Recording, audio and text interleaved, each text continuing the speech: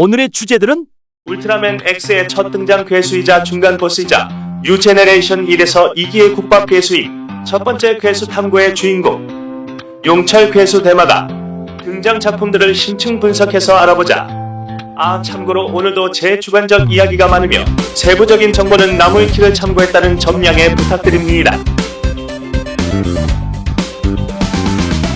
이름 대마가, 크기 50m, 몸무게 55,000톤. 대마가는 현재까지 행적으로 미루어 보아 지구 생명체인 것으로 추정되며 몸의 70%가 녹은 철로 이루어져 용암과도 같은 온도를 지니고 있는 괴수라고 한다. 몸의 70%가 녹은 철로 이루어져서인지 등짝과 팔꿈치를 보면 철로 이루어진 칼날이 보이며 열을 극단적으로 증폭시킨 뒤 녹은 철에 파편을 날려 운석마냥 떨어뜨리는 것도 가능하다. 또한 신체 내부의 녹은 철을 방출시키는 것도 가능하기에 앞뒤로 공격이 가능하다는 사기적인 능력을 지녔으나 자칫 머리에 신경이 집중된 부위가 공격당하면 상당히 위험해지긴 개뿔 그냥 장식이다. 그 초반부에 등장한 괴수임에도 등장 횟수는 상당히 많은 럭키한 괴수다. 대충 행적을 정리해보자면 첫 등장 때는 도시를 불바다로 만들었으며 잠시 동안 X를 압도하기도 했다. 12화에선 다른 개체가 다크 썬더 에너지를 맞고 중간 보스로 변신해 X를 죽여버리고 22화와 극장판에선 거의 카메오로 나온다. 이 때문에 울트라맨 X에선 진짜 국밥 괴수가 되어버렸다. 울트라맨 오브에선 지구 출신 삼형제로 잠시 등장해서 최종전 급의 대결 뒤졌다. 정확히는 마가타노 오로치의 부활이 이루어지는 과정에서 공격당해 죽은 것으로 보인다. 울트라맨 타이가에선 협박용으로 쓰이고 죽었다. 울트라맨 Z에선 생각보다 비중이 높은데 전작인 오브에선 지구 괴수 삼형제였다면 이번엔 무려 지구 괴수 파워레인저를 결성해서 공격한다. 하지만 상대는 울트라맨 제로를 모델로 만든 로봇이기에 결국은 차원 파괴포를 맞고 죽는다. 여담으로 주구 로봇의 행적을 보면 레알로 파워레인저였다는 걸 알 수 있다. 울트라맨 블레이저에서도 비중이 큰 것은 물론 이 영상을 만들게 된 이유라고 볼 수 있다. 등장은 아래서 대마가의 새끼가 부화하면서 시작되는데 군인들이 이 작고 귀여운 대마가의 새끼를 공격하자 주인공은 상당히 불쌍하다는 듯 쳐다보기만 하다가 새끼가 울음소리를 내자 어미 대마가가 등장한다. 여담으로 팔꿈치를 자세히 보면 칼날이 없다. 암튼 어미 대마가는 새끼를 지키기 위해 폭격이 떨어지는 곳 한가운데에서 보호해주는 모성애를 보여준다. 그리고 눈치와 개성이 모두 없어진 주인공은 이를 보고만 있고 어스가런 조종사는 신나서 미친듯이 두들겨 팬다. 주인공이 너무 답답했던 블레이저는 상황의 심각성을 직접 보여주기 위해 사륜안과 변신기를 주고 눈치가 안드로메다로 가버린 주인공은 변신기를 받자 왜 나왔냐는 듯 당황하더니 가족 데리고 빤스런 한다. 암튼 어미 대마가는 전투 능력이 상당히 좋은지 등장하고 5분도 안 돼서 어스가론을 폐기 처분에 성공한다. 그리고 아들이 더 주인공 플러스 대장으로서 해야 할 대사를 치자 주인공 자리에 위협을 느낀 주인공은 급 변신한다. 울트라맨 블레이저로 변신한 주인공은 아들에게 세상은 원래 불공평하다는 걸 보여주겠다는 듯 대마가를 죽이려고 하자 양심 터진 주인공을 블레이저가 막아내면서 대마가는 생매장 당하는 것으로 에피소드가 끝난다. 대마가가 그리저의 다크 썬더 에너지를 받고 얻은 대마가의 강화 형태로 공식 명칭은 치루기 대마가인데 어깨와 팔꿈치의 칼날이 상당히 길어진 모습을 하고 있으며 녹은 철을 발사할 때의 파괴력도 증가했다. 하지만 X 외의 작품에선 등장도 못한 강화 형태다 보니 딱히 설명할 게 없다. 다른 차원에서 넘어온 대마가 일명 차원 흉수 카미소리 대마가는 일반 개체랑 비교해봐도 압도적으로 간지나는 외형을 하고 있는데 막상 겁나 단단하다는 것과 힘이 세다는 것 외에는 별다른 특징은 없다. 여담으로 치루기 대마가의 한국명은 칼 대마가인데 카미소리 대마가는 더 나아가 면도날 대마가다. 초대 울트라맨 시절에 등장해서 무려 57년이란 세월을 등장하지 못했지만 울트라맨 블레이저에서 과감히 등장한 전설의 괴수 2차원 괴수 가바돈 등장 작품들을 심층 분석해서 알아보자. 참고로 오늘도 제 주관적 이야기가 많으며 세부적인 정보는 나무위키를 참고했다는 점 양해 부탁드립니다. 이름 가바돈, 크기 30m, 몸무게 2만톤. 가바돈은 아이들의 낙서가 우주의 기운을 받아서 실체화한 형태로 그림이랑 비슷한 듯 안 비슷한 외형이 특징이다.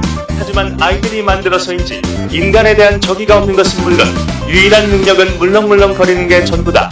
하지만 어떤 형태로든 어른들의 사정으로 인해 가바돈을 죽이려는 전개가 되어버리는 건 동일한데, 블레이자에선 물렁거리는 특징 덕에 미사일을 버텼지만 울트라맨에선 그런 연출이 힘든지 그냥 꼬리가 잘려나간다. 그리고 뭔 이유인지는 몰라도 밤이 되면 다시 그림으로 돌아간다는 설정으로 인해 그림을 지우면 쉽게 죽일 수 있다고. 첫 등장은 아이들이 재미삼아 괴수 그림을 그렸더니 갑자기 우주의 힘이 깃들어진 괴수가 되어버리며 시작되는데, 가바돈은 그저 잠을 자거나 주변을 배회하는 등 인간에게 적의를 드러내진 않았으나 앞서 설명했듯 어른들의 여러 사정으로 인하여 가바돈을 공격하게 된다. 결국 가바돈은 꼬리가 잘려나가고 저녁이 될 때까지 미사일로 미친듯이 두들겨 맞았어야 다시 그림으로 돌아가면서 인간의 욕심이 존나 무섭다는 걸 깨닫게. 암튼 아이들은 가바돈이 약해서 다친 거라고 생각했는지 이번엔 좀 더 그럴듯한 괴수 그림을 그려준다. 가바돈은 정말 아이들이 그린 모습으로 실체화해서 이전과 다름없이 잠을 자려고 눈을 붙이는데, 콧구멍이 생겨서 코 고는 소리가 더 커지자 군대는 더욱 철저한 준비를 해서 공격해 오기 시작한다. 이를 본 아이들이 가바돈은 나쁜 괴수가 아니라며 강가 시위를 벌이는데, 주인공은 아이들에게 강가는 위험하다면서 더 위험하게 강가 정면 돌파를 시도하다가 강가에 빠져버렸고, 그렇게 울트라맨 시리즈는 막을 냈다 아니라 강에 빠진 척 울트라맨으로 변신한 주인공은 군대가 자신을 공격해도 적의를 드러내지 않은 가바돈을 미친듯이 패대니 치더니 급기야 죽이려는 것 같았으나, 울트라맨은 아이들의 거센 만류에 우주로 데려가 별자리로 만들어주는 것으로 에피소드가 마무리된다. 여담으로 가바돈을 보려면 특정한 때에 봐야 하는데 그날에 비가 내리면 못 보는 거 아니냐고 묻자 울트라맨은 거기까지 생각을 못했는지 그냥 가버린다. 이후 가바돈은 울트라맨 게임과 울트라맨 맥스에서 카메오 출연한 걸 제외하면 등장이 전혀 없다가 울트라맨 블레이자에서 기적적으로 등장하면서 내 영상 길이를 늘려주었다. 등장은 주인공의 아들이 너무 심심한 나머지 괴수를 그리는 걸 좋아하는 친구와 어울리다가 가바돈을 그려버리면서 시작된다. 여담으로 친구의 그림에서 나오는 괴수를 유심히 보면 어떤 괴수가 떠오른다는 걸 알 수 있다. 암튼 가바돈은 시대의 발전 덕분에 이 형태는 이렇지만 작은 버전과 중간 버전과 큰 버전을 얻게 되었다. 또한 능력도 상당히 좋아졌는데 몸이 너무 물렁거려서 웬만한 공격은 데미지도 안 들어가고 몸도 엄청 미끌거리는지 유사 원시인이라고 불리는 블레이자도 6탄전에서 상당히 애먹는 모습을 보여주었다. 하지만 그 외에 전투 능력은 없기 때문에 서로에게 데미지도 못 주고 저녁까지 싸우다가 아이들이 가바돈에 대한 책임감을 느끼는 걸 보여주자 가바돈은 진정되어 블레이자가 별자리로 만들었다고 한다. 여담으로 가바돈의 물렁거리는 특징을 CG로 구현하기는 힘들었는지 블레이자 슈터 액터가 더 힘들어 보인다. 괴수들 중에서도 인지도가 적은 편인 무르치 가바돈보다 인지도가 더 적은 후설의 괴수 미끼 괴수 프로마. 볼 게 없지만 작품을 심층 분석해서 알아보자. 참고로 오늘의 영상은 상당히 제 주관적 이야기가 많으며 세부적인 정보는 나무위키를 참고했다는 점 양해 부탁드립니다. 이름 프루마, 크기 47m, 몸무게 3만톤. 프루마는 어떤 외계인 아저씨가 울트라맨 잭을 쓰러뜨리려고 데려온 괴수로 이 딱딱해 보이는 껍질과 길쭉한 외형 때문에 사족 보행 괴수 같지만 작중에선 이족 보행으로만 싸우는 모습을 보여서인지 전투씬이 좀 부자연스럽다. 여담으로 슈터 액터를 위해 목 부분에 숨구멍을 뚫어놨는데 카메라가 이상할 만큼 목을 집중적으로 찍어서 분위기를 겁나 깬다. 암튼 능력 또한 광선 공격을 제외하면 물리전으로 싸우는 게 전부일 정도로 별거 없는 괴수인데, 그렇다면 이런 괴수가 어떻게 잭을 이긴다고 외계인이 자신감 있게 꺼내든 걸까? 지금부터 알아보자. 스토리를 알기 위해선 이 괴수를 데려온 외계인 아저씨를 봐야 할 텐데, 아니 야발 이런 가슴이 웅장해지는 연출 때문에 스토리는 눈에 1도 안 들어오고 동굴 배꼽이 참에 배꼽이 될 때까지 쳐 웃다가 정신이 들었을 땐 외계인 아저씨가 뒤져 있었다. 그래도 기초적인 스토리는 이해했으니 최대한 알아보자. 첫 등장은 외계인 아저씨가 지하에 숨겨뒀다가 명령이 떨어지자 갑자기 지상에 올라오면서 시작된다. 외계인 아저씨의 나름 치밀한 작전으로 군대가 손을 쓸 수 없게 만드는 모습을 보여주며 놀라운 활약을 펼친다. 하지만 결국 주인공 버프를 받은 울트라맨 잭과 전투를 벌이는데 스파크라시스에 일방적으로 쳐맞을 것이라는 예상과 달리 의외로 호각의 전투를 벌이는 모습을 보여준다. 심지어 잭의 스페시움 광선을 머리에 맞고도 물리적 데미지만 입혔을 뿐 별다른 치명상을 주지 못했다. 이에 빡친 잭은 울트라 브레슬렛을 이용해 푸르마의 머리를 두부마냥 잘라버린다. 하지만 이는 외계인 아저씨 작전의 일부였고 푸르마의 사체가 녹아버리더니 울트라 브레슬렛의 통제권을 뺏긴다. 이에 잭은 상당히 고전하지만 외계인 아저씨가 죽으면서 다시 통제권이 돌아와 푸르마는 죽음마저 의미가 없어지며 등장 종료. 이후 발탄성인 마저 기겁을 하며 도망치게 한다는 전설의 인물 레드맨과 조우하게 되는데 등장은 그의 친구로 추정되는 괴수 그론켄과 길을 거닐며 시작된다. 여담으로 푸르마와 그론켄은 둘 다 돌아온 울트라맨에 등장하기에 진짜 절친이라고 볼 수 있다. 딱히 누군가를 괴롭히거나 공격하는 모습을 보이지 않아서 아 그냥 산책 중이구나 라고 생각했는데 팬들 사이에선 괴수 연쇄살인범이라는 스바라시한 이명을 지닌 레드맨이 갑자기 등장하면서 전투가 시작된다. 전투는 1대2 치고는 의외로 대등하게 이루어지는데 그 강력하다는 레드맨의 투척 공격도 받아쳐버리는 위험을 보여준다. 하지만 전투는 갈수록 레드맨에게 우세하게 변해갔고 칼로 머리를 난도질 당하면서 사망한다. 하지만 푸르마의 죽음에 분노한 그론켄이 다시금 덤비며 전투를 이어가지만 역으로 레드맨에게 공격당해 둘 다 사망하면서 등장 종료. 이후 대괴수 배틀 울트라 은하전설에서 베루드라의 왼쪽 팔을 구성하는 괴수로 나온다는데 아무리 찾아봐도 내 눈으론 전혀 안 보이는 데다가 큰 화력도 없으니 이대로 등장 종료. 그렇게 울트라맨 시리즈에선 아예 등장이 끊겨버리고 어떻게 보면 평행세계 배경인 미러맨에서 슈트가 개조되어서 등장하지만 이마저도 딱히 비중이 없는 괴수라서 바리에이션으로 치기도 애매하고 이놈이 나온 이후 푸르마의 직접적인 등장이 없어진 것으로 보아 멀쩡한 슈트가 없어진 것으로 보이기에 추후 작품에서도 등장하기는 힘들 것 같다. 나름 괜찮은 에피소드에서 비중있게 등장했지만 이름까지 아는 사람은 그리 많지 않다는 후설의 괴수 거대어 괴수 무르치 등장 작품들을 심층 분석해서 알아보자. 아 참고로 오늘도 제 주관적 이야기가 많으며 세부적인 정보는 나무위키를 참고했다는 점 양해 부탁드립니다. 이름 무르치 크기 48m 몸무게 만톤. 무르치는 순수 지구 생명체라고 하며 탄생 이유도 오로지 환경오염에 의해 돌연변이가 일어났다는 설정인데 어떤 옆 동네 아저씨랑 정말 유사한 설정을 지녔다. 암튼 외형은 정말 평범한 어류형 괴수의 모습을 하고 있으며 입에선 강력한 열선 공격이 나간다. 하지만 그 외의 특징은 딱히 없는 데다 등장할 땐 슈트에 심각한 손상을 주는 비가 오는 연출이나 슈트를 찍는 연출까지 하다보니 등장 횟수도 꽤 적은 비운의 괴수라고 한다. 첫 등장은 앞서 설명했듯 환경오염으로 인해 돌연변이가 일어난 무르치가 평지에서 난리를 치는 것으로 시작되는데 어떤 외계인이 초능력으로 무르치를 봉인시키게 된다. 그 주인공이 바로 이 할아버지 메이트 성인이다. 무르치를 봉인한 뒤로 지구에서 우주선을 찾기 위해 힘을 쓰며 생존하고 있었으나 주변에서 여러 악습이 겹침에 따라 결국 주인공과 사쿠마요라는 소년 앞에서 쓸쓸히 눈을 감는다. 그와 동시에 봉인이 깨지면서 무르치가 다시 깨어나 재등장한다. 무르치는 당연히 별 생각 없이 날뛰는 거겠지만 작중 연출은 마치 메이트 성인의 분노를 무르치가 분출시키는 느낌을 주어 꽤나 처절하다. 게다가 주인공도 메이트 성인의 죽음을 보고 변신하기를 꺼려하는 모습을 보여주는 등 여러 면에서 인간의 잔혹함과 이기적인 부분을 잘 표현한 에피소드라고 본다. 아니, 오늘의 주제는 에피소드 리뷰가 아닌데 뭐 하는 거지?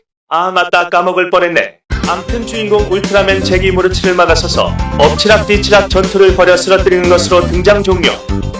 여담으로 이 에피소드는 울트라맨 잭이 폭우 속에서 눈물을 흘리는 듯한 연출이 나오는 것으로 유명한데 당연히 쇼와 시절이라서 난 잘 모르겠. 이후에 울트라맨 에이스에선 궁금하시다면 울트라맨 에이스 8화를 찾아보시길. 암튼 쇼와 시절에 단 2번 등장했음에도 슈트가 미친듯이 손상되어 수선 작업을 하다가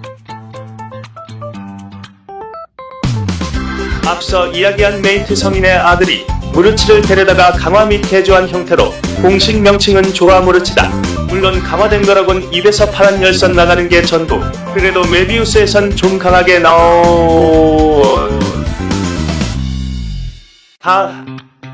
이후 울트라맨 시리즈의 외전격인 울트라 갤럭시 대괴수 배틀에서도 잠시 모습을 드러낸다. 하지만 에르킹이 암컷이었던 탓에 사랑의 껴안기와 사랑의 꼬리 묶기를 당하면서 행복사한다.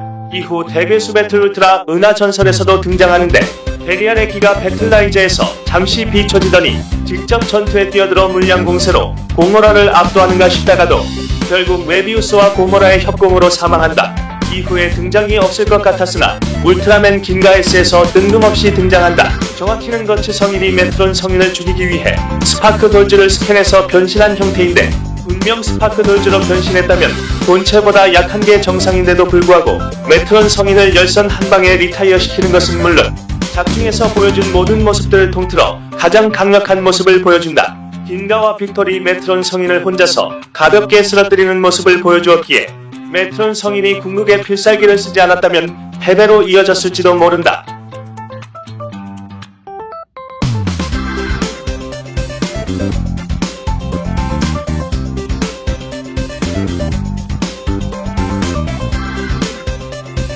암튼 이렇게 허무하게 사망하면서 등장 종료.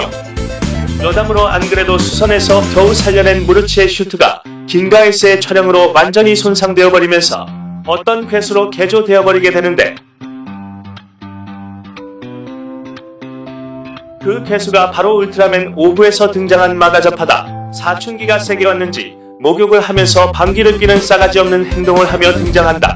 능력도 정말 싸가지 없는 능력만 가지고 있는데 대표적으로는 몸에 심각한 악취가 나서 접근이 힘들다는 것, 그리고 그런 상대를 두 팔 벌려 환영하면 겨드랑이 냄새와 함께 상대를 빨아들이는 능력.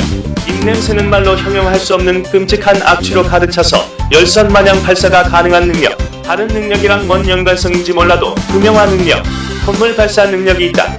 여기서 더 싸가지가 없는 건 나름 무르치의 슈트를 개조한 애라고 죽인 후엔 울트라맨 제 카드를 준다. 여기서 더더 싸가지가 없는 건 이후 슈트를 또 개조해서 다른 개체가 타이가에서 등장한다는 것이다. 물론 마가 형태가 더 강하다는 설정이다 보니 별다른 추가적 능력도 보여주지 못하고 사망했다. 여담으로 원본인 무르치와는 달리 공식으로 의인화가 진행됐었는데 보상인 항상 지구를 위해 헌신했지만 그저 괴수라는 이유로 차별받은 슬픔의 괴수, 지각괴지저수 티그리스. 작품을 심층 분석해서 알아보자. 참고로 오늘의 영상은 상당히 제 주관적 이야기가 많으며 세부적인 정보는 나무위키를 참고했다는 점 양해 부탁드립니다.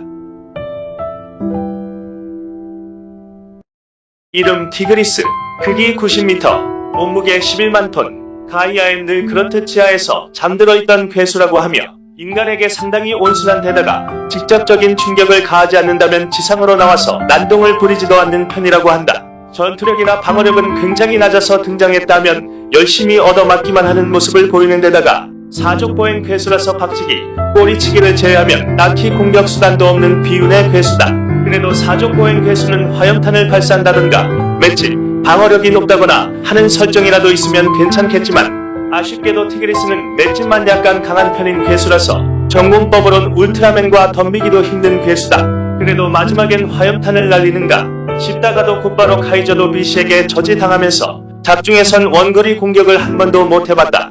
그나마 남아있는 장점을 찾아보자면 힘이 조금 강하다는 것인데 대표적인 예시가 블리치 브로츠와의 전투에서 일방적으로 공격당하긴 했지만 입으로 깨물거나 박치기를 했을 땐 모두 치명타로 이어졌다. 참고로 블리치 브로츠는 울트라맨급으로 강한 힘을 지녔기에 꽤 대단한 일인 거다. 또한 작중 언급으로만 놓고 보면 일반 괴수들은 한 방에 고요가는 수준의 지하 관통탄을 기습적으로 맞았음에도 방어 시스템의 공격을 맞아가며 3분 이상 살아있었다. 블리치 브로츠와의 전투에서도 얼굴을 발로 차이고 주먹으로 얻어맞고 불을 뜯겼는데도 전투를 이어나갔다. 하지만 그나마 이런 피지컬을 가진 덕분에 지구의 수호신이라도 된 거지 이마저도 없었다면 진작에 멸종했을 것이다. 때문에 강해서 살아남는 게 아니라 살아남아서 강한 거다를 보여주는 대표적인 괴수가 되었다. 그 이유는 바로 가이아에서 등장한 모든 개체가 아주 처참하게 사망했기 때문이다. 분명 3번이나 등장했지만 3마리 모두 다른 개체라는 것이 밝혀지면서 더욱 안타까움을 사는데 모두 어떤 등장과 최후를 맞이했는지 지금부터 알아보자. 첫 번째 티그리스를 보려면 후지미야부터 봐야 해서 번거로우니 개드립을 쳐서라도 빠르게 전개해보겠다. 후지미야가 경쟁전 돌리다가 빡쳐서 바닥을 쳤더니 괴수가 나타났고 괴수를 막기 위해 탱크를 출격시켰으나 가슴이 웅장해지는 기술력에 감탄한 괴수는 화염탄을 날려 탱크 부대를 괴멸시키는데 하필이면 또 탱크 부대의 지휘관이 직위가 높은 데다가 그 일을 계기로 괴수에게 아기를 품어버려서 그냥 잘만 자고 있던 티그니스에게 선물로 미사일을 떨구려고 하게 된다. 근데 잠깐 생각해보면 여기서 난동을 부린 괴수는 어떻게 되었을지 궁금해지지 않는가? 그래도 괴수가 날뛰니까 가이아의 손에 죽지 않았을까요? 그렇다 이 괴수는 가무가 괴수들과 공존할 가능성이 있음을 보여주기 위해 가이아의 손에 죽지 않고 돌려보냈다. 뭐 이것만 보면 괴수들을 죽이는 것만이 유일한 방법은 아니라는 걸 상징적으로 보여주는 장면 아닙니까? 라고 생각하실 텐데 그렇다면 여기 사건에서 가장 큰 피해를 입은 캐릭터를 찾아보자. 당연히 지휘관 아닙니까? 자신의 동료들이 죽어가는 모습을 지켜만 봐야 했던 그렇다 사실 잠만 자다가 등짝 세게 터진 티그리스가 이 사건의 가장 큰 피해자다. 아마 얘 입장에선 야말 그야 지구에 위험이 없어 보여서 나중에 지구 빡세게 지키라고 전등을 쓰는데 겹쳐이 왜 때리냐 죽여 놈들아 라는 생각이 절로 들었을 것이다. 암튼 이런 걸 종합해보면 이 괴수가 가장 크게 이득을 봤다고 해도 과언이 아니다. 아니 그렇잖아 강제적이긴 했지만 엄청난 뛰었는데 무사 생존하고 본인 때문에 화난 인간의 복수는 티그리스가 알아서 프레드 실드했으니까 암튼 이런 점도 참 티그리스는 괴수계의 억가의 상징인 것 같다. 암튼 그렇게 지하 관통탄을 정면으로 맞았음에도 미친 생존력으로 생존하면서 지상에 올라오게 되었지만 티그리스는 이미 관통탄을 맞고 상당한 타격을 받아버린 상태에서 건물 하나를 부수는 것조차 힘겨워 보였다. 그렇게 지휘관이 사용한 방어 시스템의 공격을 정면으로 맞으면서 지휘실을 부수려고 하다가 끝내 사망한다. 이 때문에 티그리스는 꽤나 순한 괴수임에도 억지로 깨어나서 사망했다는 비참한 끝을 맞이했다. 여담으로 이 티그리스는 추후 개체와 비교해봤을 때 송곳니도 꽤 큰데다가 몸집도 꽤 커서 살려뒀으면 지구 지키는데 도움이라도 됐을 것 같은데 인간이 미안하다. 이후 특유의 울트라맨 저격 능력으로 아구를 리타이어 시킨 블리츠브로치가 지구에서 날뛰는 걸 보다 못했는지 결국 다른 개체가 지구를 지키기 위해 지상으로 올라온다. 지상으로 올라오자마자 블리츠브로치와 전투를 벌이지만 앞서 설명했듯 전투력 자체가 그리 높지도 않아서 맞기만 한다. 하지만 불굴의 의지로 블리츠브로치의 빈틈을 파고들어 손을 깨무는 활약을 보였지만 역으로 얼굴을 두들겨 맞고 불까지 뜯겨나가면서 일시적으로 리타이어 당하는 와중 지휘관이 저번에 죽인 개체의 눈깔이 마음에 안 든 것인지 아니면 이번 개체가 불쌍해서인지 바주카로 엄호해준다. 이 장면으로 이전의 개체를 죽인 지휘관의 업보를 조금이나마 줄여주면서도 지휘관이 지구 괴수들에게 조금이나마 마음을 열게 된 계기가 되었다. 이후 가이아가 등장해 블리츠브로치와 전투를 벌여서 광선기로 끝내려 하나 또 광선을 흡수하여 반사하려 한다. 이에 가이아는 베리어로 막아봤지만 결국 출력을 감당하지 못하고 리타이어 당하면서 위기에 빠진다. 이를 본 티그리스는 가이아에게 희망을 걸어보겠다는 듯 블리츠브로치에게 박치기를 하여 시간을 벌어주지만 내 블리츠브로치의 일격을 맞고 완전히 리타이어 당하게 된다. 그래도 그 덕분에 가이아가 다시금 일어나서 블리츠브로치를 쓰러뜨리는 데 큰 도움이 되었다. 일격을 맞고도 살아있던 티그리스는 블리츠브로치가 사망하는 모습을 확인하고 안심한 듯 그 자리에서 눈을 감는다.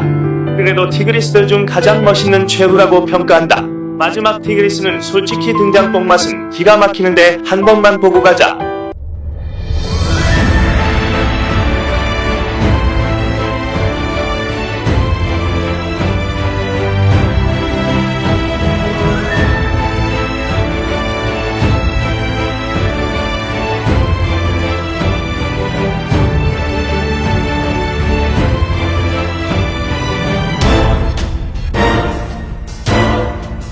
아무튼 등장과 동시에 하늘로 화염탄을 날리려 하지만 카이저 도비시에게 저지당하면서 전투를 벌이게 된다. 이번 개체의 경우 크기가 역대급으로 거대한 개체이다 보니 꽤 기대를 걸어볼만 했지만 문제는 카이저 도비시와 전투 산성이 그리 좋지 않아서 열심히 털리기 시작했다는 것. 어찌저찌 처리하고 포효를 하면서 생존하는 듯 보였으나 군대가 작전 가이아를 시작하기도 전에 도비시 무리에게 갉아먹히면서 사망한다. 네, 괴수가 겨우 이 정도에 죽는다니 말도 안 되잖아요. 나도 처음엔 산 줄 알고 생사불명 정도로 하려 했지만 자료 조사를 위해서 다시 보고 있던 중 이 장면을 마지막으로 등장이 끊겨버린 걸 보면 티그리스는 마지막까지도 큰 도움이 되지 못하고 사망한 비운의 괴수로 남았다. 울트라맨 제로의 영원한 라이벌이자 현재의 울트라맨 지들을 존재하게 해준 아버지이자 울트라맨 켄의 학창시절 최고의 동료였던 악역.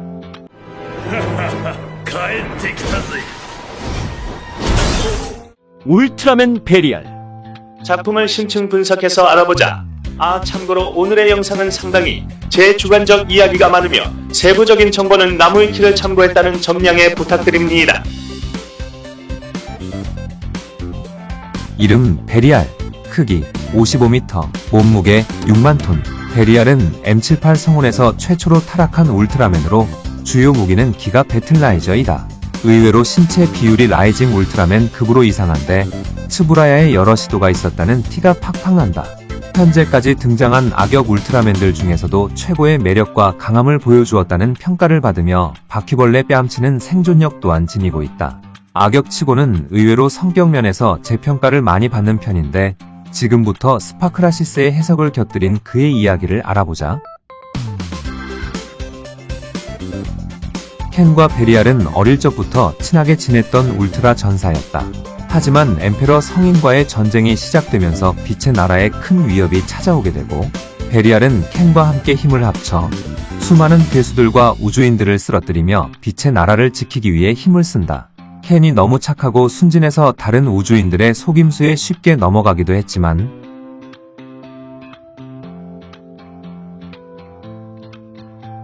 나름대로의 조언과 지적을 하며 츤데레로서의 면모도 보인다.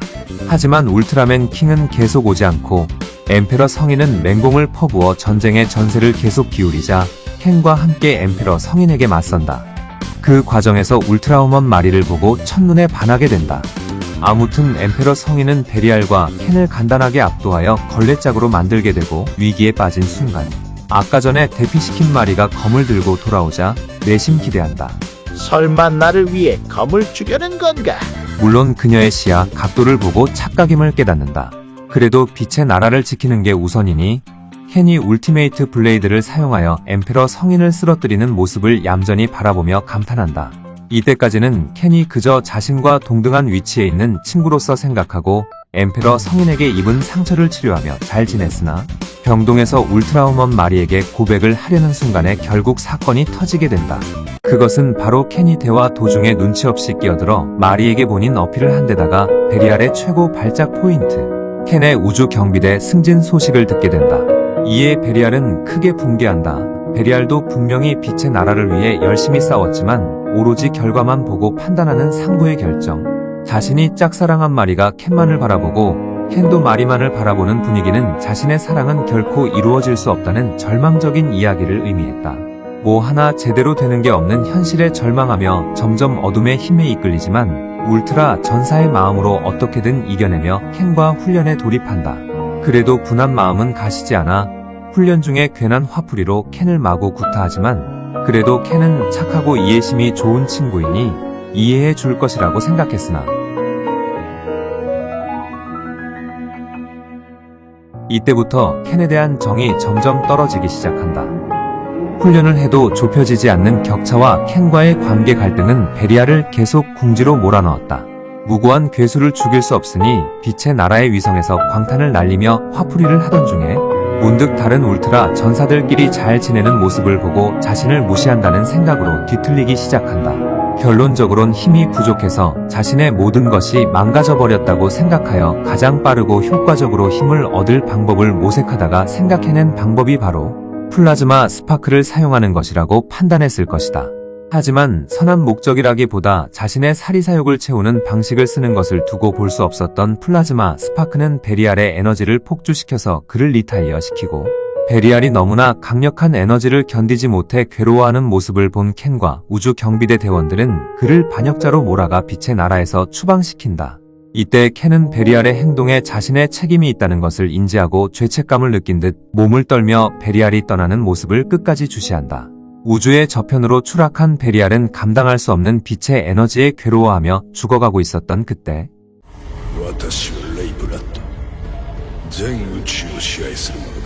궁극 생명체 레이블러드 성인을 마주하게 된다. 레이블러드 성인은 강한 힘을 주겠다고 베리알을 유혹하였으나 아직까지도 선한 마음을 지니고 있었던 베리알은 거절하려고 하지만 레이블러드 성인은 베리알의 의사 따윈 전혀 상관하지 않고 강제로 몸속에 비집고 들어가 그에게 어둠의 힘을 주입시킨다. 그렇게 레이오닉스 베리알이 탄생하게 되었다. 베리알은 마지막 남은 선한 의지조차 레이블러드 성인에 의해 없어지고 오로지 복수와 증오만이 남은 채 레이오닉스의 힘으로 괴수들을 이끌고 빛의 나라를 향해 공격을 감행한다. 이미 엠페러 성인과의 전쟁으로 군사력이 약해진 빛의 나라는 베리알과 괴수들의 공격에 의해 속수무책으로 당했고 그 당시에 조피조차도 베리알의 진격을 막지 못했다. 베리알은 이제 충분히 강해졌으니 마리에게 마지막으로 자신을 어필하였으나 이미 망가질 대로 망가진 베리알의 모습을 마리가 받아줄 리는 없었다. 베리알은 그런 반응을 예상했다는 듯 곧바로 마리를 죽이려고 하나 다행히 켄의 방어로 죽음은 면하게 된다. 하지만 켄의 등장은 오히려 베리알을 더욱 자극할 뿐이었고 켄의 어정쩡한 정의의 태도는 베리알이 지닌 악인으로서의 의지를 더욱 확고하게 할 뿐이었다. 결국 켄도 제압되어 베리알의 복수가 성공하려는 그때 엠페러 성인과의 전쟁 때도 등장하지 않았던 킹이 베리알을 직접 제압하여 그를 우주 감옥에 봉인시킨다. 기가 배틀라이저 또한 위험하다고 판단했는지 괴수 무덤에 철저히 봉인시킨다. 그렇게 베리알의 복수는 수만 년 동안이나 저지된다.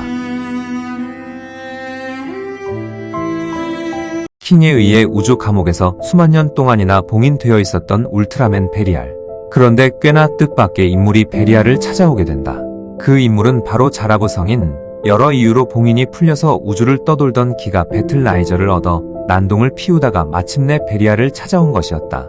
기가 배틀라이저의 본래 주인답게 그 압도적인 강함을 함성과 함께 뽐내며 단지 진짜인지 가짜인지를 판단하기 위해 동맹을 요청하는 자라브 성인을 죽여버린다.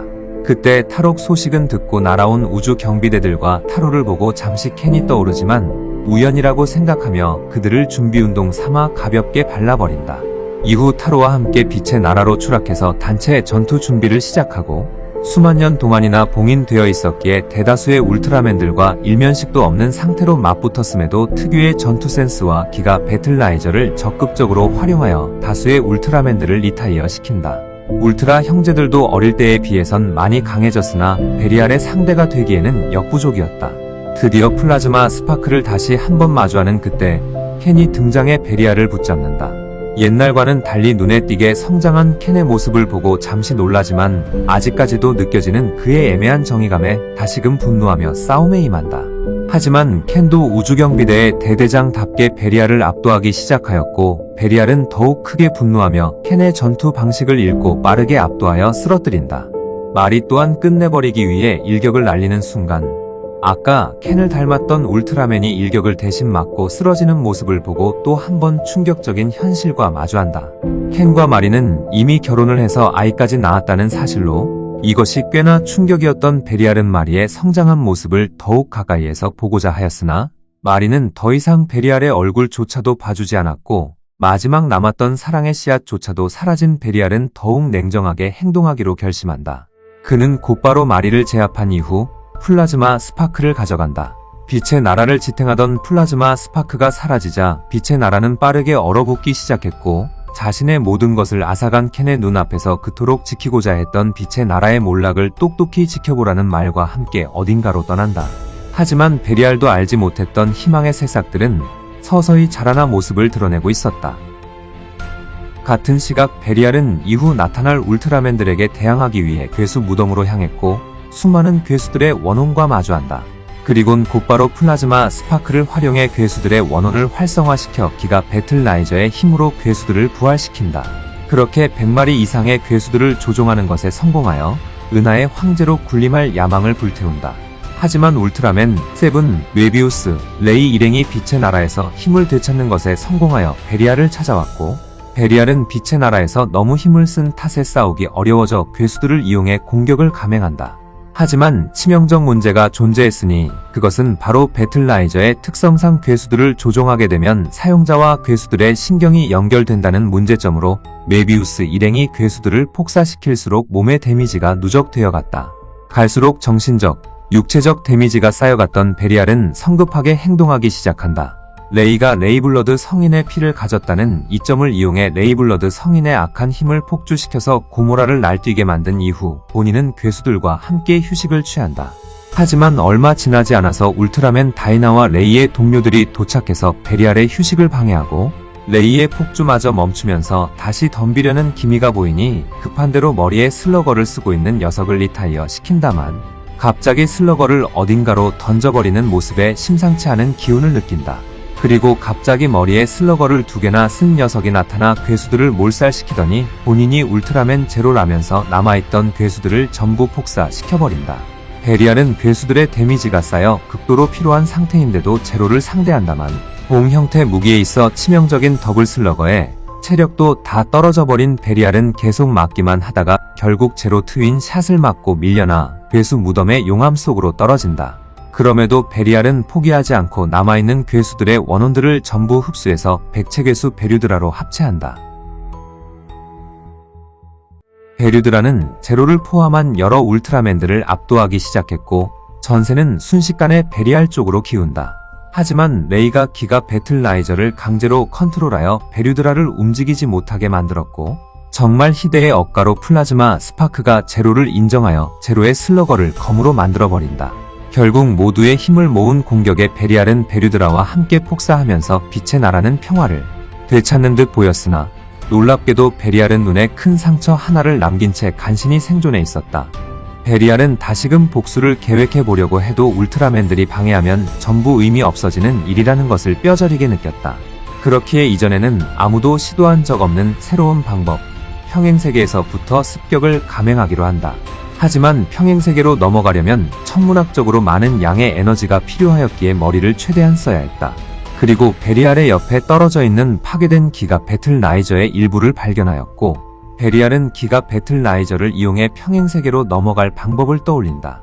베리알은 기가 배틀라이저에 최대한 강력한 괴수들을 흡수시켜 에너지를 집중시켰고 강한 폭발과 함께 평행세계로 넘어갈 힘을 얻어 최대한 먼 평행세계로 넘어간다. 평행세계로 넘어온 베리알은 신체를 이쪽 세계에 맞게 변이시켜야 했고 주변에 보이는 우주인들은 전부 죽이고 흡수한다. 몸을 평행세계에 맞게 변이한 베리알은 신속히 레이오닉스의 힘을 사용하기 시작한다. 우선 말이 안 통하는 괴수들은 대충 세뇌하고 말이 꽤 통하는 우주인은 무력으로 설득해서 천천히 군대를 구성. 동맹을 맺은 크로스 성인들이 예상 밖의 강한 기술력과 물량을 지닌 덕분에 기계 군단을 양산해내는 것에 성공한다. 그럼에도 베리알은 멈추지 않고 이쪽 세계에 존재하는 특수 광석, 에메랄 광석을 가공하면 평행세계로까지 넘어가는 게 가능한 막대한 에너지를 지녔다는 게 밝혀졌고 이전에 자신을 꺾었던 울트라맨 제로를 모델로 만든 다크롭스 제로의 프로토타입을 몇 번의 시도 끝에 울트라맨의 세계로 보내는 것에 성공하여 곧바로 대량 생산에 들어간다. 대량 생산을 끝낸 베리알 군대는 에메랄 광석이 처음으로 발견된 에메랄다 행성을 침공하여 행성의 모든 자원들을 약탈. 행성을 수호하러 온 미러 나이트를 베리알 바이러스로 가볍게 리타이어 시키면서 다른 우주인들 앞에 그 악명과 위상을 높여나간다. 그리고 자신의 이름은 카이저 베리알이라고 칭하며 자신의 오랜 꿈인 은하의 황제로서 군림한다. 시간이 지나 베리알은 다크롭스 습격 작전을 실행시켜 빛의 나라를 파괴하도록 지시한다. 하지만 얼마 가지 않아 소규모 다크롭스 군단은 제로에 의해 무너졌고 더 시간이 지나자 제로가 울트라맨들의 힘을 받고 평행세계로 넘어왔다는 소식을 듣게 된다. 이에 베리알은 군대를 파견하여 함정을 발동, 제로를 간단하게 제압하여 변신기를 뺏는다. 또한 황제로서의 카리스마로 제로 앞에서 빛의 나라를 습격하는 모습을 생중계해버리는 티베깅까지 선보인다. 하지만 제로가 이 세계에서 만난 동료들의 도움으로 다시 변신하면서 거의 1년 동안 준비한 작전이 허무하게 부서지며 전투에 돌입한다. 베리알은 그럼에도 불구하고 황제로서의 여유를 부리며 전투에 임한다. 전투를 벌이며 적당히 당하는 척 하다가 제로 트윈 샷을 데스시움 광선으로 역전시켜 제로를 리타이어 시키고 이제 이쪽 세계에 볼 일도 없으니 곧바로 함선 안으로 들어간다. 그리고 함선에 보관해둔 에메랄 광석들을 어둠의 힘으로 빠르게 가공시켜 막대한 양의 광석 에너지를 전부 흡수한다.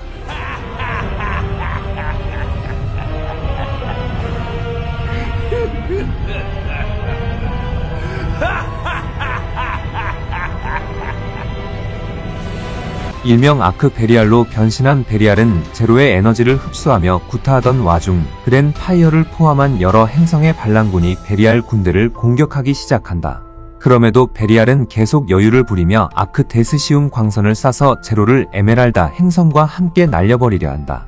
미러 나이트와 제로가 펼친 베리어를 거의 다 부숴가고 제로도 에너지가 다 되어 빈사 상태가 되었는데 정말 미친 억가로 제로 일행의 희망 에너지를 통해 넘어서 온 울트라맨 노아가 제로를 부활시킴과 동시에 울티메이트 이지스를 준다. 끝내 파이널 울티메이트 제로를 맞고 컬러 타이머와 육체가 통째로 폭발하며 사망한다.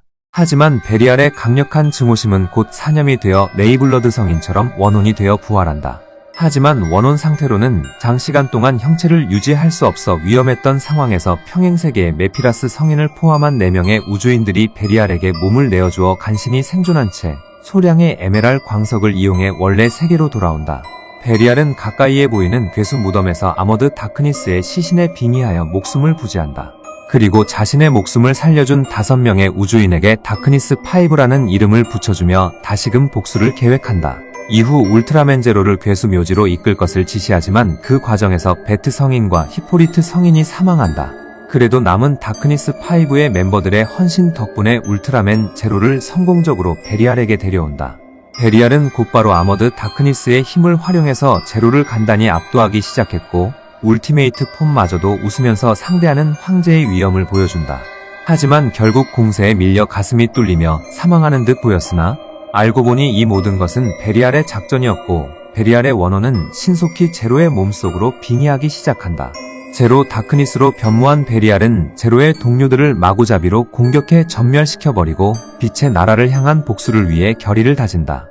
하지만 강한 의지로 제로는 의식을 되찾았고 베리알을 막아서며 포기하지 않는 마음을 빛내 울티메이트 이지스를 흡수하여 최강의 형태 샤이닝 제로로 변신한다. 끝도 없이 나오는 억가의 실소까지 나오는 상황에서 결국 제로의 몸에서 퇴출당해 샤이닝 제로의 빛에 의해 베리알은 원혼의 형체가 소멸하면서 사망하는 듯 보였으나 제로가 동료들을 살리기 위해 사용한 시간 역행 기술의 영향을 같이 받아 다시금 부활에 성공한다. 그리곤 언젠가 복수에 성공하겠다는 결의를 다크니스 5와 함께 다지며 종적을 감춘다. 이후 베리알의 행적은 특이하게도 울트라맨 열전에서 드러나는데 다크니스 5와 함께 소소하게 제로 방송 화면도 뺐고 백체괴수 베류드라의 괴수들을 전부 소개하려다가 방송 시간 못 맞춰서 짜증내는 등 샤이닝 제로의 영향 때문인지 옛날처럼 말만 거칠고 꽤나 상냥해진 모습을 보인다. 게다가 자신을 구해준 다크니스 5가 자신 때문에 다 죽는 건 원치 않은 듯 다크니스 5를 해체하겠다고 선언하나 다크니스 5의 멤버들도 베리알을 위해서라면 목숨마저도 불사하겠다는 각오를 보여주자 베리알은 무언가를 결심한 듯 다크니스 5 멤버들에게 제로가 이야기한 지켜야 할 것을 찾으러 가보자는 말과 함께 진짜 종적을 감춘다. 베리알이 마지막에 지켜야 할 것을 찾으러 간다는 말을 하여 추후 등장 시 갱생할지도 모른다는 비판 섞인 의견도 있었으나 이후 베리알은 뜻밖의 행적을 보이게 된다. 지켜야 할 것을 찾겠다며 야심차게 우주를 떠돌던 울트라맨 베리알과 다크니스 5. 그들은 무언가를 지키기 위해서 정확히 뭐를 해야 할지 몰라 무작정 날기만 했다. 그때 외부적 요인인지 내부적 요인인지 모를 이유로 멸망해가는 스토름 행성을 발견한다. 베리알은 본능적으로 이끌리듯 행성에 정착해 주변을 둘러보기 시작했고 그곳에서 행성 유일의 생존자 후쿠이데 케이를 만난다. 베리알은 그제서야 자신이 지켜야 할 존재를 정한 듯 웃으며 케이를 다크니스 5와 함께 베리알 군단에 받아주며 마침내 빛의 나라를 향한 완벽한 복수를 다시 계획하겠다고 발표한다. 다크니스 5는 크게 환호하며 마지막까지 따르겠다는 결의를 불태운다. 그리하여 다크니스 5와 베리알은 빛의 나라를 습격하기 위한 최강의 무기를 찾으려 우주 이곳저곳을 돌아다니기 시작했고 케이는 울트라맨들에게 들키지 않고 빛의 나라에 잠입해서 히카리가 발명하고 있던 퓨전 라이즈와 울트라 캡슐을 훔쳐간다. 또한 만약의 사태를 대비해 베리알의 레이오닉스 유전자와 괴수들의 유전자로 괴수 캡슐을 만들어내고 초시공 소멸폭탄 또한 제작한다. 순조롭게 계획이 진행되는 와중 한 가지의 문제가 있었다. 그것은 우주에서 아무리 강력한 무기를 강탈하고 훔쳐봐도 그 많은 우주 경비대에게 대항하기엔 그 살상력이 너무나 부족했다는 것으로 과거에 그가 가지고 있던 기가 배틀라이저가 아니라면 도저히 계획을 실행시킬 수가 없었다. 그런데 그런 베리알의 귀에 한 가지 흥미로운 소식이 들려온다. 바로 괴수 무덤에서 레이오닉스의 피를 가진 우주인이 얼쩡거린다는 소식이었고 괴수를 부활시키는 그의 능력이 필요했던 베리알은 그를 잠시 지켜보기로 한다. 베리알의 예상대로 그 우주인은 레이오닉스의 힘을 끌어올려 파괴된 기가 배틀라이저를 복원시키는 것에 성공했고 어차피 저런 애송이가 울트라맨을 이길 리 없다는 것을 잘 알고 있었던 베리알은 인내심을 가지고 자신이 움직일 타이밍을 기다린다. 그리고 마침내 우주인이 울트라맨에게 쓰러지면서 극한까지 약화되자 다크니스 5를 이끌고 움직이기 시작한다.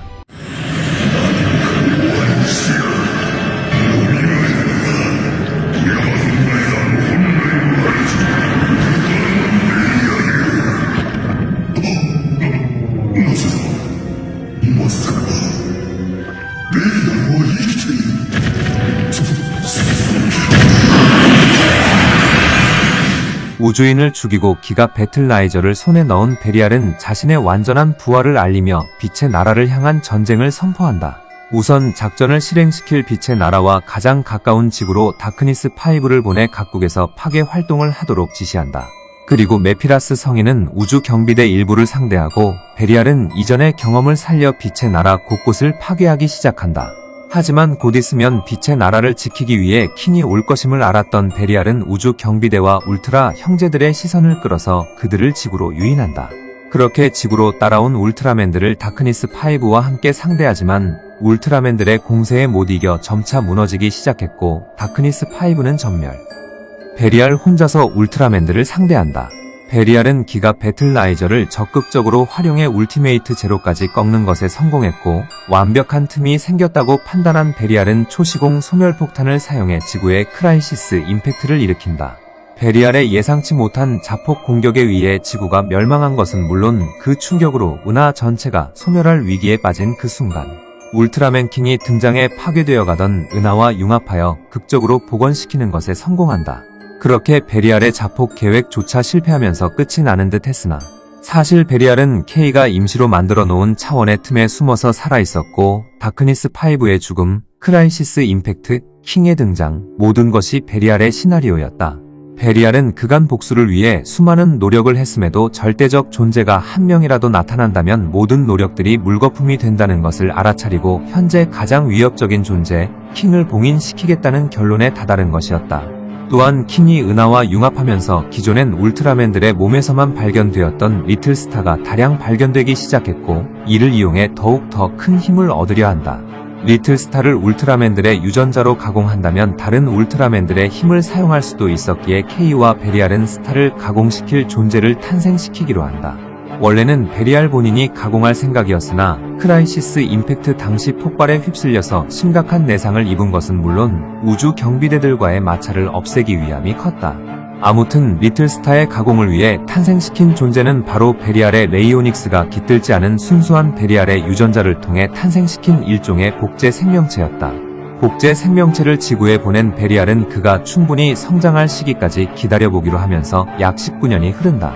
계획대로 복제 생명체는 울트라맨 지드라는 이름을 가지고 괴수들과 맞서 싸우는 영웅적인 행보를 보여주기 시작하자 K와 베리알은 리틀스타를 잘 모으도록 유도하는데 예상 밖에도 이전에 베리알이 제작했던 다크롭스 로봇들이 베리알의 유전자를 느끼고 지구까지 따라와 버리는 돌발 상황이 발생해 제로가 지구로 오게 된다.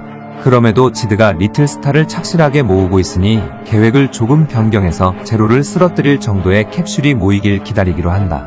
하지만 K의 인신 공격으로 지드의 베리알을 향한 마음이 더욱 안 좋아지고 임무 실패로 제로에게 차원의 틈이 발각되어서 그를 팩트 폭행으로 몰아붙여 도시 한가운데에서 날뛰게 하고 지드를 한 단계 더 강하게 만드는 계기로 삼는다. 비록 K를 잃었지만 거의 모든 준비를 끝낸 베리알은 상처를 어느 정도 회복한 뒤에 지구로 향하기 시작한다. 지드와 대치 중인 웬 우주인을 죽인 베리알은 지드를 아들이라고 칭하면서 최대한 친근하고 상냥하게 그를 맞이하지만 또 새로운 힘을 가지고 온 제로에 의해 방해받는다. 그런데 이게 웬 떡인지 지드가 오히려 베리알을 죽이는 것에 혈안이 되어서 의도치 않은 팀킬을 저질렀고 이것이 좋은 타이밍이라고 느낀 베리알은 괴수 캡슐을 사용한다.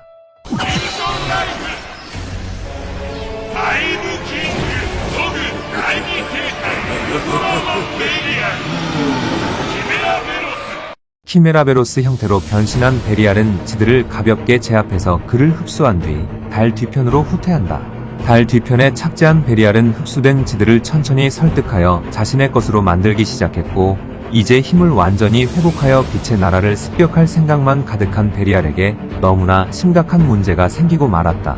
베리알은 킹이 은하와 융합하면서 은하가 완전히 회복되기 전까진 킹이 움직일 수 없을 것이라 생각했으나 리틀스타를 통해 움직이며 결국엔 어렵게 설득한 지드를 다시 빼앗기고 심지어는 자신의 아들의 손에 죽으라는 듯 힘까지 빌려주는 개혁가가 일어나면서 사망하고 만다.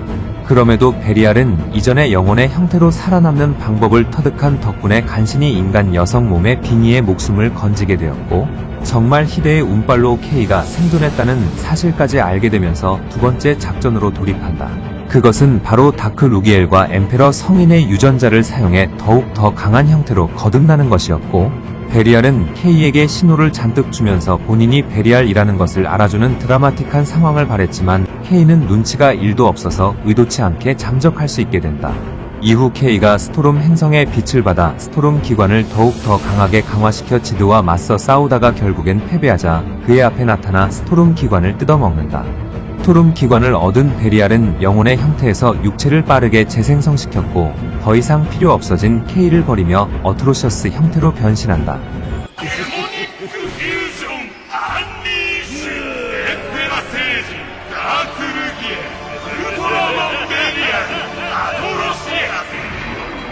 베리알 어트로셔스는 은하에 남아있는 모든 리틀스타를 빨아들여 힘을 회복함과 동시에 강화했고, 지드를 흡수함으로써 완벽한 육체로 거듭나기 위해 지구로 돌아온다.